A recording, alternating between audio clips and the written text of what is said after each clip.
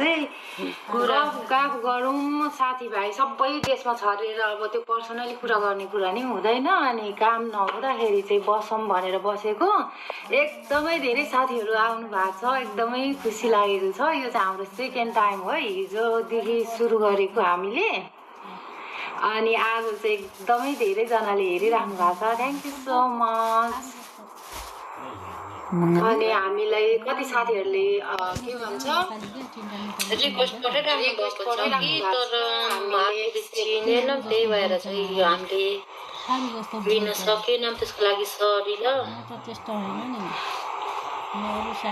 hello hello hello सबैलाई welcome नमस्कार 145 night duty हो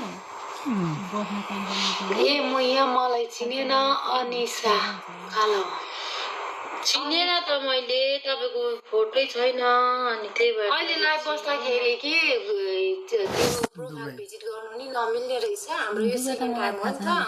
अनि त्यही भएर चिन्न सकिन सरी अनिसा सिस पिस अनिसा कि मनिसा मनिसा यो त छेउमा जस्तो छ वाल्टर सेन्टर एकदमै डिआइएफसी को डिआइएफसी नि भन्छ शेख जायद रोड पनि भन्छ अनि दुबई म्युजियम एरिया नि भन्छ दुबई मल नि भन्छ हामी चाहिँ एकदमै हेलो सुरज